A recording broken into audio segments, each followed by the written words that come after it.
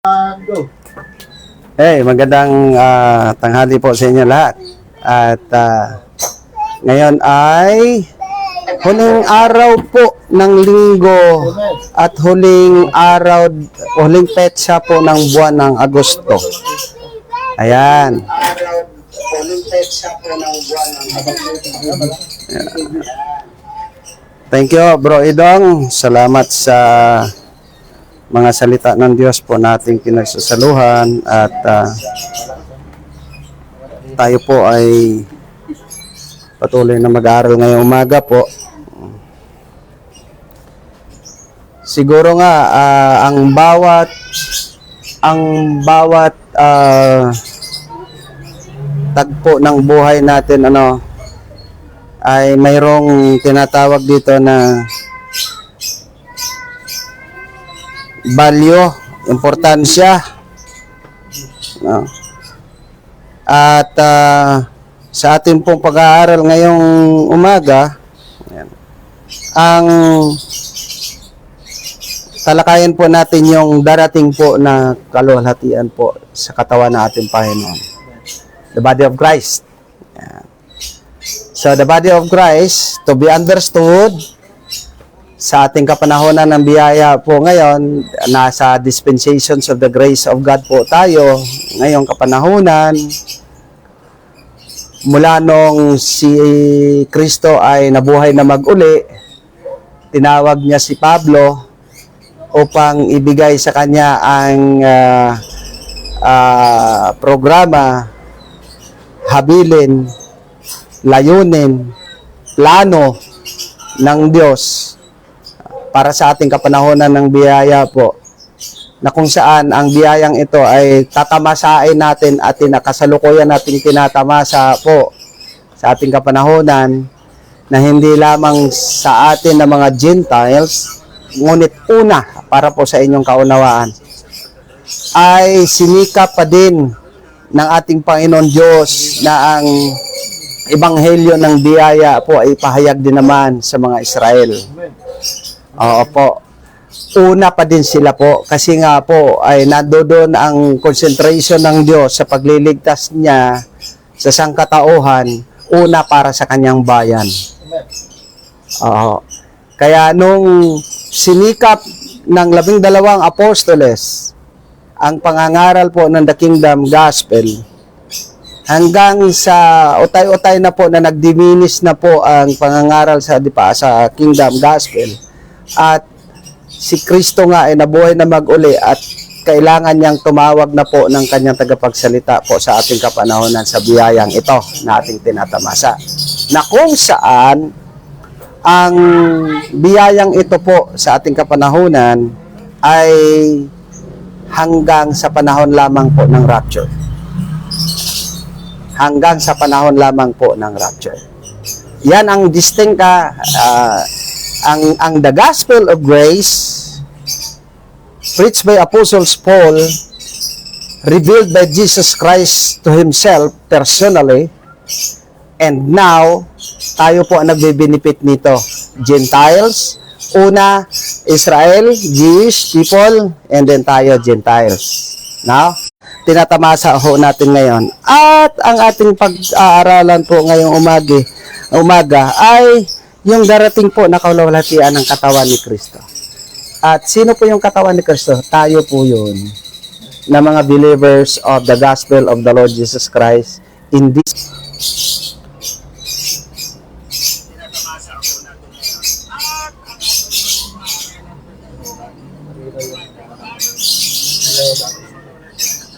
Yan.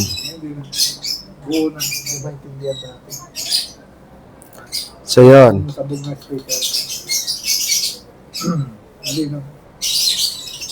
So naka-imbak lahat dito yung ating aralin. Okay.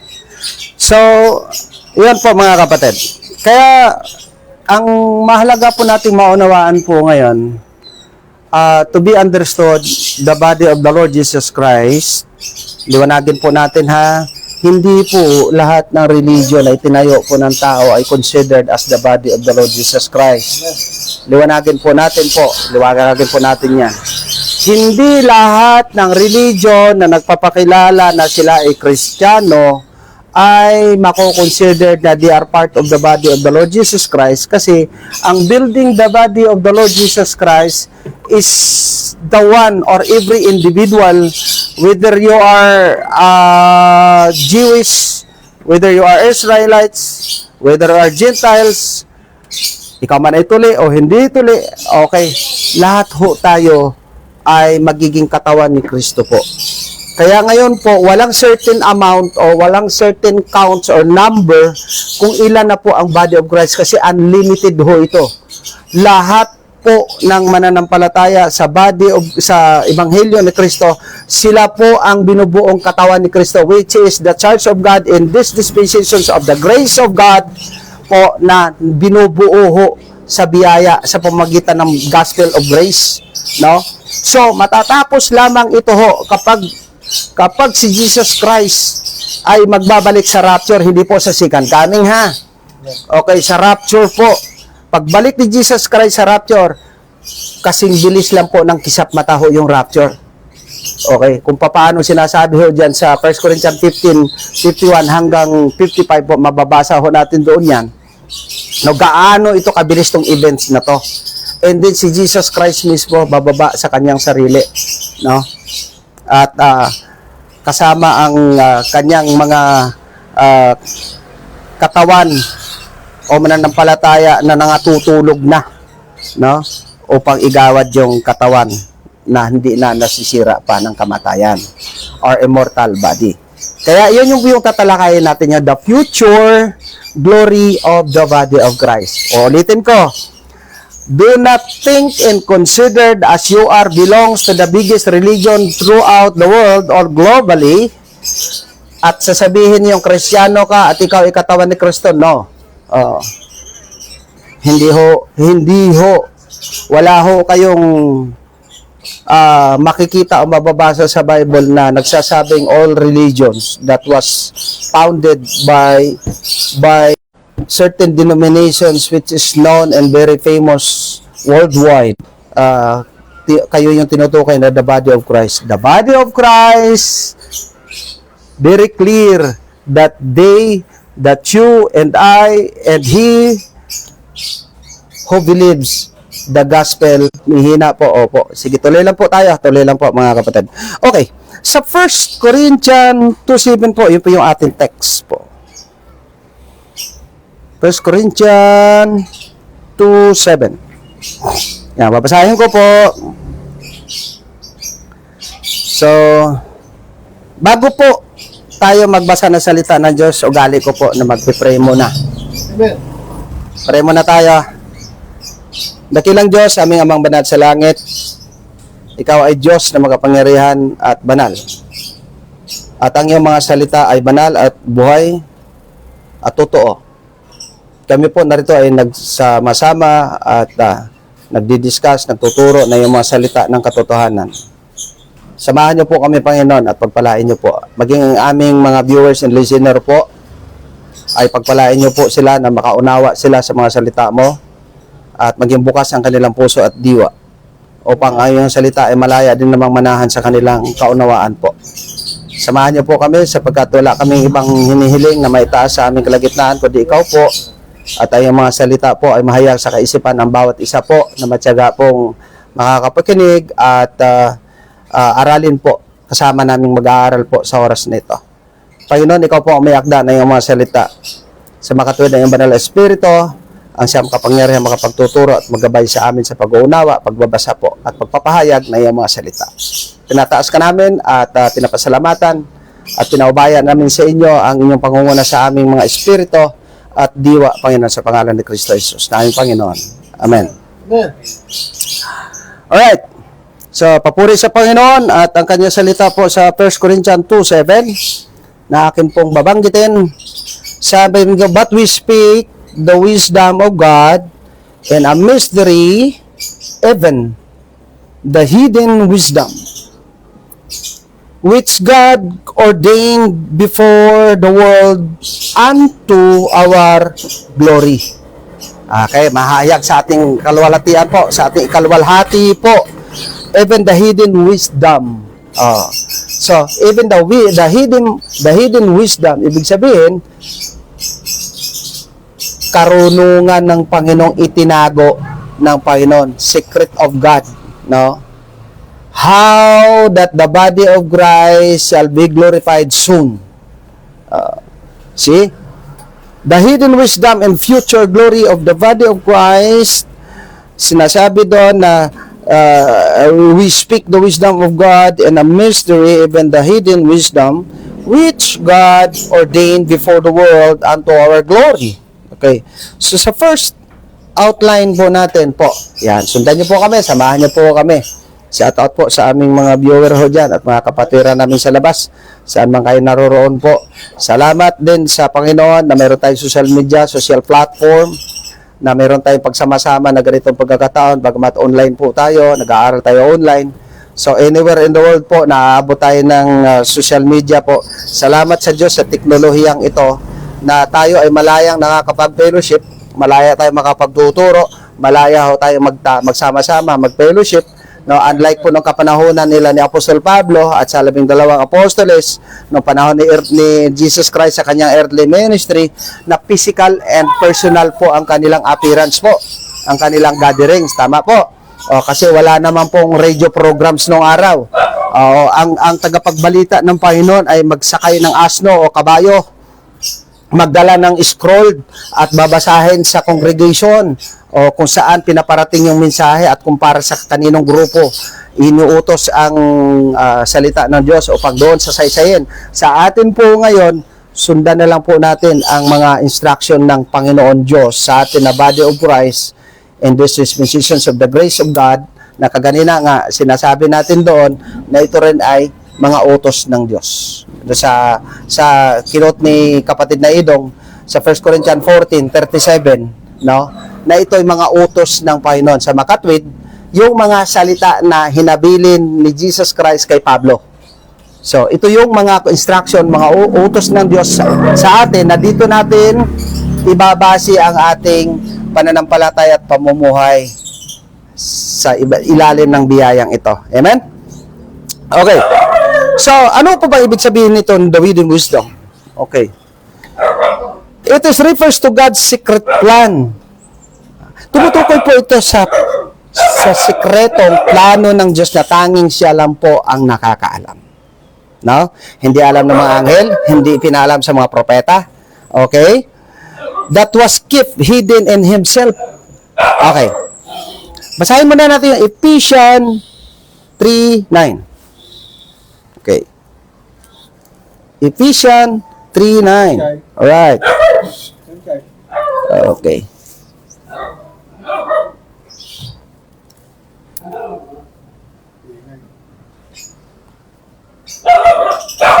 Ang sabi ho dito, ayan to, underline ko to. Ayan. Okay. Sa Ephesians 3 verse 9, and to make all men see what is the fellowship of the mystery, which from the beginning of the world had been hid in God. Sabi nun kaganina, ang ibig sabihin dito, itinago ang planong ito ng Diyos sa kanyang sarili po mismo. No? Which from the beginning of the world had been hid in God, who created all things by Jesus Christ. Yan. Now,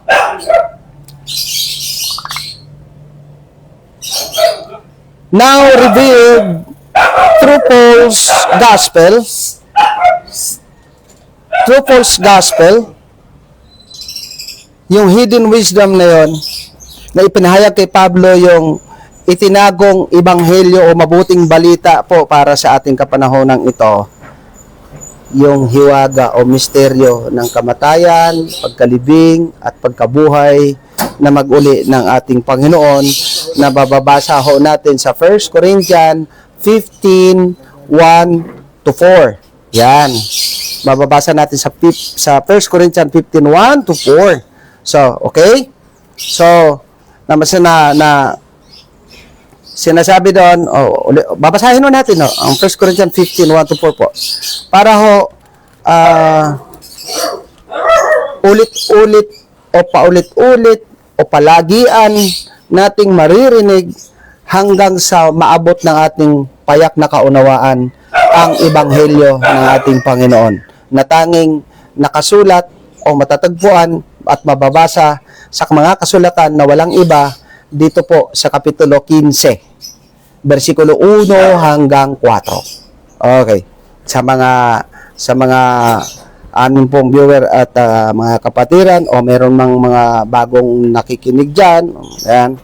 Moreover, brethren, I declare unto you the gospel which I preached unto you, which also you have received, and wherein you stand, no? By which also ye are saved. See? Ito yung nagliligtas po na ebanghelyo po sa ating kapanahonan. Ito yung saving the gospel of our salvation. Okay? If you keep in memory what I preached unto you, unless you have believed in vain. See? Kung ating alalahanin daw, inyong alalahanin ang ipinangaral ng ating Apostol Pablo, maliban lang kung ang pananampalataya ninyo ay walang kabuluhan at hindi makatotohanan. Believe in vain. No? For I delivered unto you first of all that which I also received, how that Christ died for our sins. Iyon ang dahilan ng kamatayan natin, Panginoon Jesucristo, dahil sa ating mga kasalanan. Lahat tayo. For there is no righteous, no, not one. Yan, sa Romans 3:10 po, wala. Kaya lahat tayo, ang verdict po o ang hatol o ang paghuhukom sa atin ng Panginoon, walang matuwid, wala maski isa. Sa ating sa lumang panahon, sa pasimula ng lahi, wala nang matuwid, wala na maski isa. Kaya nga sabi dito, sa ating kapanahonan ng biyaya naman po, si Kristo'y namatay dahil sa ating mga kasalanan. See? How that Christ died for our sins according to the Scriptures. Kinot ni Pablo ho, hindi nagkathang isip si Pablo o nagkathang kwento ha. Tandaan nyo yan. Ang ating Apostol Pablo hindi po gumagawa ng sarili niyang kwento. Kung hindi mismo, binabase niya po sa mga nakasulat. No? Na it is written, there is no righteous, no not one. And Jesus Christ has died for our sins. No? And that He was buried, inilibing, and that He rose again the third day. Okay? Patunay, account sa Bible na si Kristo ay nagbangon na maguli sa mga patay. Amen? Kasi marami pong organisasyon or sekta sa buong mundo na namamayagpag hanggang sa kapanahunan natin ngayon, hanggang sa darating pang panahon na hindi naniniwala na si Kristo ay nagbangon sa mga patay. Okay? Yan po ang katotohanan.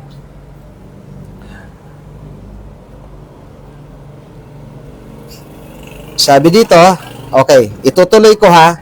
Itutuloy ko po hanggang sa 7. Okay.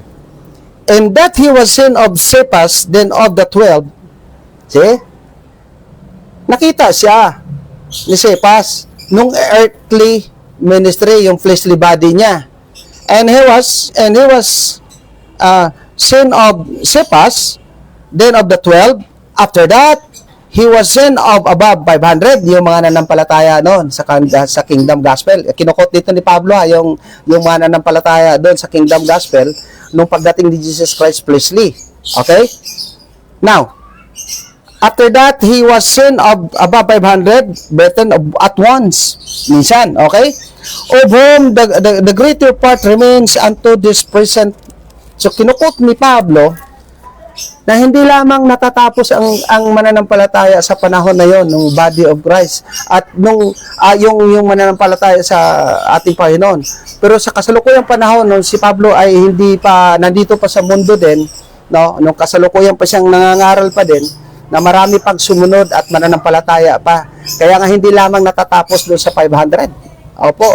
Oh, pasimula pa lang yun. Nagsimula sa ilan yun? 12? Naging 120? Naging 300 plus? Naging 3,000? Oh, something at padagdag na padagdag hanggang ngayon po. Sa ating kapanahonan po, body of Christ ang binubuo na.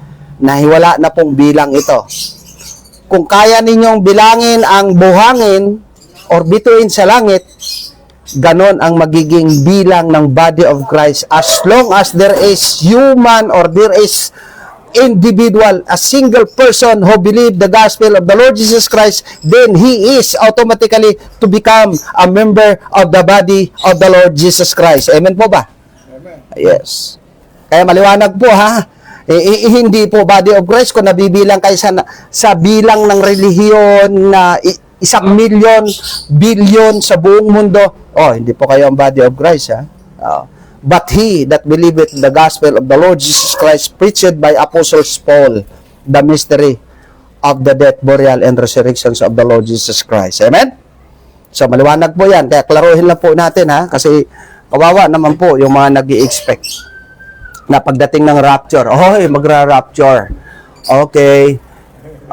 Nag-i-expect yung napakaraming tinulong na nag-ubos ng yaman para ibigay sa ministry, nagpakabuti, okay, very good, halos, yung mga, lalo na yung mga perfectionist, na ayaw nilang makagawa ng kasalanan. Oo, para good shot sila pagdating ng ating Panginoon. Oo. Hindi po. Oo. Pagdating ng rapture, bakit pag may nabubuhay pa sa panahon na yan na, kunyari, nag-rapture na po. Tapos ikaw ngayon, expected mo, kabilang ka doon sa malaking gawain, sa malaking sekta, or reliyon sa buong mundo. Tapos biglang nag-rapture. Tapos, teka muna, bakit nandito pa tayo? Rapture na pala, may nangyari na palang kaguluhan, nagkagulo na ang tao. Nag-rapture na. Oo. Ang mga, tandaan ninyo, sa rapture, magulo ang biglang trending ho yan, tandaan ninyo yan. Sa rapture po, ay trending po ito sa buong daigdig. Bakit ho kamo? Isang kisap mata, magugulat kayo kung ang katabi ninyo biglang damit na lang ang natira. Nakaupo kayong dalawa, nasa eroplano ka man, nasa barko ka man, nasa kwarto ka man, nasa sasakyan ka man, nasa kotse ka man, nagmamaniho. Ayun pala, yung asawa mo, nakakilala sa Ebanghelyo ni Kristo. Okay? Siya pala isilyado na ng banal na espiritu. Mananampalataya na. Naghihintay na lang ng rapture, the fullness of the Gentiles. Okay, yung ang bading ito ay papalitan na ng Diyos na immortal body, which is the corruptible body into incorruption. Amen? Maguluho at bigla hong trending ang mundo na yan sa panahon na yan. At ang mga social media, ang lahat ng communication, lahat ng technology, lahat po ay grabe ang trending po sa panahon na yan. Tapos, teka muna, ba't nawala si ano? Ba't ako nandito? Hindi naman, bakit nawala yung kakilala ko, kaibigan ko? Hindi naman namin kabilang yun sa aming gawain di ba? Hindi niya alam na siyon pala ay nakarinig sa Ebanghelyo ng Kristo at nanampalataya at kinip niya sa puso niya na si Kristo lang pala makapagliligtas kung sampalatayanan ko ang kanyang kamatayan at magkalibing at magkabuhay na maguli. At ako pala ay tinatakan ng banal na espiritu ng pangako doon sa Ephesians 1:13 at ako pala ay naghihintay na lang ng lubos sa katubusan ng katawang ito at nangyari nga ang hindi inaasahan sa isang kisap mata. Kaya po ang glory of the body of the Lord Jesus Christ, we are always excited every day dapat. We are always excited that the rapture of the body of the Lord Jesus Christ shall happen at any moment, and in a twinkling of an eye it will happen. Amen? So yan po dapat lagi po tayo excited every day kasi wala ho nakakaalam kung kailan. Hindi alam ho ng angels to. So dapat ang body of the Lord Jesus Christ, we are always happy. Kaya nga sabi ni Jesus, ni Apostol Pablo, rejoice in the Lord always. And I say again, rejoice. Sabi sa Philippians 4:4. Magalak kang palagi sa Panginoon sapagkat sa anumang oras, pwedeng kukunin ng Diyos ang kanyang katawan. Amen? Kaya dapat tayo ay lagi excited. Nandoon ka man sa trabaho, nasa biyahe ka man, nasa gitna ka man ng karamdaman mo, nakaratay ka man sa ospital, mga kapatid, sabi ni Apostol Pablo, rejoice in the Lord always. And again, I say, rejoice. See? Kasi kung nakatakda lang ho at nakasulat lang ho dito, ay sa ganitong taon, sa 29, okay, iyan na po ang inaasahan natin sa anumang oras ay darating ang Panginoon. 2029. Ay siguro gagawin mo na mula January siguro. Talagang lahat ng pagpapakabait siguro gagawin mo na. Kasi 2029, hindi mo alam kung anong buwan eh. O, di ba? O, hindi mo alam kung anong araw, anong oras. Siguro, halos hindi ka na nga rin siguro matutulog noon, mga kapatid. Kasi, 2029 ang nakasulat na pagbabalik ni Jesus Christ. Walang alam, walang petsa, walang oras, walang araw. Kaya, doon ka pala magiging excited. At doon pa lang, hindi ka na matutulog. Doon pa lang, lahat ng kabutihan ay gagawin mo na. Doon pa lang, lahat ng nakaaway mo ay pupuntahan mo isa-isa't yakapin mo. Oh, pero hindi po eh. Hindi ganon eh. Wala po nakakaalam. Amen? Kaya ang kalwalhatian po na darating po para sa katawan ng ating Panginoon Jesucristo po ay sobrang kagilagilalas po yun. Tuloy po tayo mga kapatid. Ayan. Ang glory po ng body of Christ, hindi po ito mababasa o hindi po ito ipinahayag po sa prophecy. Wala kang mababasa. Amen? Sabi dito, this mystery was not made known to the prophets or to men in past ages. See? Basahin natin ulit yung sinasabi ng Romans 16:25. Para matatanda. 16:25. Mga kapatid. Okay. Now, to him that is of power to establish you according to my gospel. Sabi ni Pablo, according to my gospel. Bakit po? Kasi yung gospel of grace, to be understood, hindi po sarili ni Pablo yan kundi tinanggap niya personal kay Kristo. Kaya according to my gospel. Kasi hindi naman pinahayag ito ng mga propeta. Hindi naman po ito pinahayag ng sinumang pangalan. Hindi naman po ito ipinapahayag ng sinuman yung nagpapakilala na siya daw ay sugo, siya daw ay tinawag, siya daw ay kahalili ni Kristo, siya daw ang anak ng Diyos, siya daw ang may-ari ng mundo, etc. Bla bla bla bla. Hindi po. Pero sa 16 ng Romans 25, verse 25, maliwanag na sinabi ni Pablo to my gospel. Nagpapatunay at nagbibigay ng emphasis na ang ebanghelyo ni Kristo ay sa kanya lamang inihayag at ipinagkatiwala. Amen po ba? Ayan, maliwanag po tayo dyan, mga kapatid. Now, sa Colossians 1:26, okay, sabihin natin doon. Okay, punta tayo doon. Colossians 1:26. Ano sabi doon, mga kapatid? Okay, bilugan natin uli. Para pag nag-devotion tayo, nagre-review tayo ay natatandaan natin na ito ay nating nababasa. Kaya ako binibilugan kasi bagong Bible pa lang ito. Ngayon ko lang ginamit. Okay. Even the mystery which has been hid from ages and from generations. Okay. Itinago daw sa mga lumang panahon at mula sa bawat henerasyon, but now, sabi dito, is made manifest to His saints. Amen? Nahayag po sa magitan ng kanyang mga banal. See? Sa pangunguna po ni Pablo. Yeah.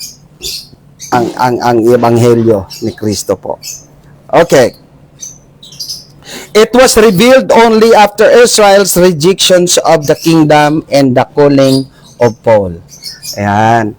Na-reveal ito pagkatapos ng final rejections of Israel na mababasa natin sa book of Acts chapter 7, which is the death of Stephen, no? At from thence, no, na yung pinersecute ni Apostol Pablo nung siya hindi pa nakakilala po sa ating Panginoon, nung hindi pa po siya tinatawag po. So siya nga po yung saksi kung paano inusig yung mga mananampalataya ni Kristo. Yung the believers of the kingdom yun ha, yung pinag-uusig niya. Wag nating maliin ang aral. Let us rightly divide the truth. Okay? Yung pinag-uusig ni Pablo, believers of Jesus Christ according to the kingdom gospel. Hello? Amen? Yan. Maliwanag po yun. Pinag-uusig ni Pablo.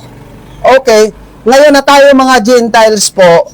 Okay. Yung gospel kingdom na yon dati, abay, wala pa ho tayo doon. Exclusive, intended for the Israelite and the Jewish people yon. Tama po ba? Yan. Now, kung sila noon ay gumawa ng mabuti sa Israel at sila noon ay mananampalataya sa kingdom gospel na ipinapangaral sa Israel, sila ay ma-proselyte. Sila din ay magkamit ng biyaya at kaligtasan. Okay, maliwanag. So, pinaliwanag ito ni Pablo, no? Kaya nga sabi niya, balikan ko muna yung 1 Corinthians bago ko itong Colossian itutuloy.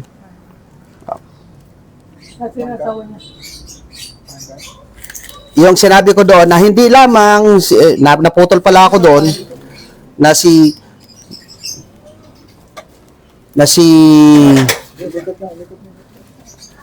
sa verse 7, after that he was seen of James, then of all the apostles. Sabi dito, and last of all he was seen of me also. Sa verse 8 po ng 1 Corinthians po 15. So, ibig sabihin, si Jesus Christ ba? Hindi niya nakita si Pablo ba? Hindi niya nasaksihan o nakita si Jesus Christ? Gumagawa lang ba siya ng kwento o nananaginip lang ba si Pablo? Hindi po. Kundi pinatotohanan niya how Apostles Paul personally encountered the Lord Jesus Christ. Yeah, kaya sabi nga niya na for I am the least of the apostles that I am not meet to be called an apostle because I persecuted the church of God. So, yung church of God, nung panahon na yon, those believers of the kingdom gospel. See? But now, the church of God and these dispensations of grace of God called the body of Christ. Yan ang kaibahan ha. Oo. They are church of God noon. Sila ay the little flock. Tapos ngayon, tayo po, wala hong bilang ho ang body of Christ sa ating kapanahan kung ilang milyon na po tayo sa buong mundo. Ilang milyon na po nangamatay o ilang libo na po ang nabubuhay ngayon. Amen ba? At madadagdagan pa po yan, patuloy na manganganak ang ebanghelyo ni Kristo at may ipapanganak at mababago, hindi ma-born again ha, dahil hindi tayo Israelites. Patuloy naman na ma-regenerate, patuloy na magiging kabilang sa new creations, okay? You are a members of the new creations, and then your title is to become the member of the Lord Jesus Christ, His body personally, the body of Christ, and that we are called the ambassadors of Christ in these dispensations of grace. That the ambassadors of Christ, no other ministry, the ministry of reconciliations, and the ministry na ibinigay ho sa atin ng Panginoon ngayon sa ating kapanahunan, ang mensahe lamang ng ebanghelyo ni Kristo. Amen? Kaya asarap. Tingnan mo nga yung mga ambasador ng mundo ito. Ambasador ka ng Filipino ambassador, you're going to New Zealand. So, tikas ngayon, cheese out ka ngayon kasi ambassador ka nga Pagdating doon sa airport, lalakad ka doon sa red carpet o doon sa hotel na kung saan gaganapin yung inyong assembly. Okay. Cheese out ka ngayon. Sinasaluduhan ka pa ng mga general. Okay. Kasi you are ambassador, kinikilala ka.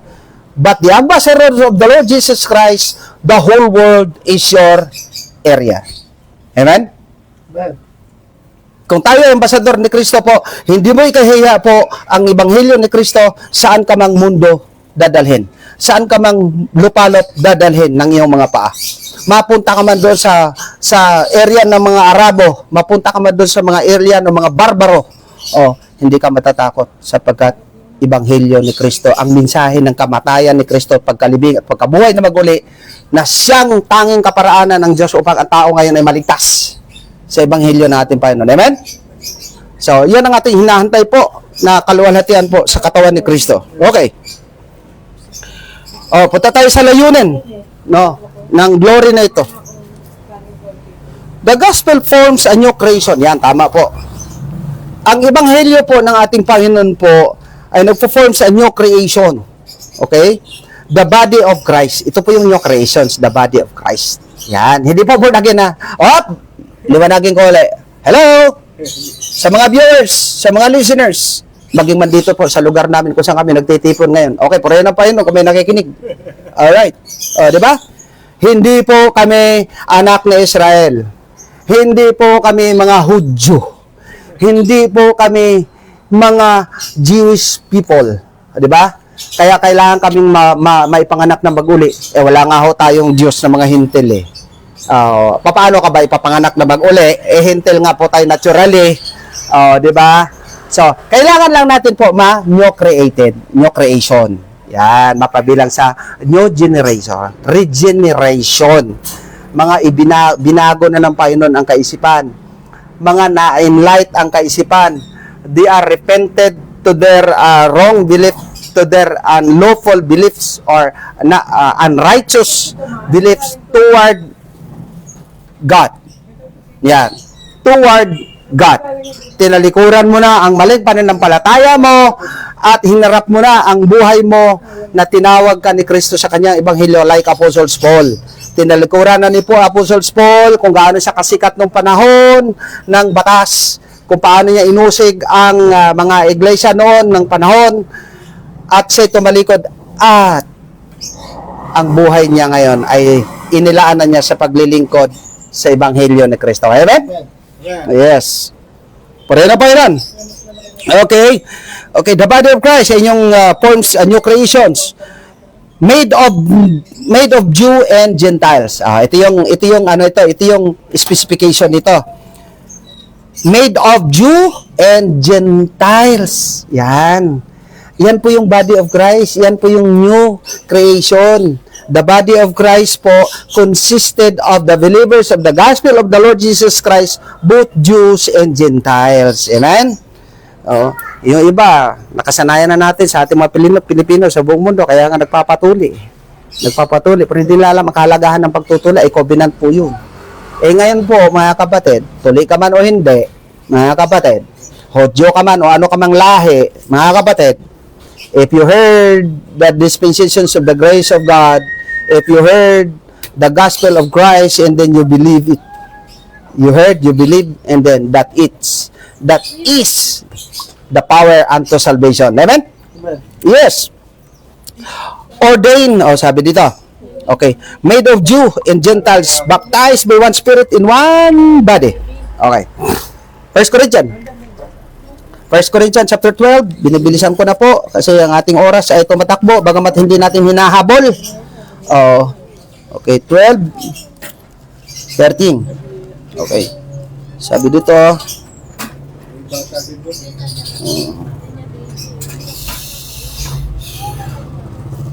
for by one Spirit are we all baptized into one body, whether we be Jews or Gentiles, whether be bond or free, and have been all made to drink into one Spirit. Amen. So, nabautismuhan ka sa Espiritu, hindi sa tubig ha, maliwanag ho dito, para ho sa Israel ho yon, at saka sa Jewish po yon, yung baptism po for the kingdom gospel po, nasasampalatayanan nila, dahil yun po yung protocol kumbaga sa kanilang pagsunod sa Panginoon, they have to be baptized of water. Okay, dito po, tayo ay nabautismuhan sa Espiritu, and all the members of that one body. For us the body is one and had many members, 12, and all the members of that one body, Jesus Christ yun. Okay. Being many are one body. So, bagamat marami tayo, kundi tayo pinag-isa sa katawan ni Kristo. Kaya tayo tinatawag na the Church of God, the body of Christ in this dispensation. So also is Christ. Sabi dito, so also is Christ. For by one Spirit are we all baptized into one body. See? Sabi dito, sa isang espiritu tayo binaptismuhan para maging kabilang sa katawan natin Panginoon. Purihin ng Panginoon po. Ganon din po sinasabi doon sa Ephesians 2:13, mga kapatid. Okay, sige lang, basa lang po tayo para wag niyong para mamaya sasabihin ninyo nagkukukwento lang tayo rito. O hindi. Nagbabasa tayo. Para kumbaga sa nakikita, hindi tayo katulad nung tingnan sa malayo na aba kumakain sila. Pero pala nang nilapitan mo yung kinakain, wala naman palang laman, sabaw. Eto, kumakain ho tayo sa salita ng Diyos na mayroon tayong talata na pinagsasaluhan. Malaman. Yan, hindi po akatang isip, hindi po kwento. Okay? Hindi kwentong barbero. Alright. Yan, sabi dito sa Ephesians 2:13. Sabi dito.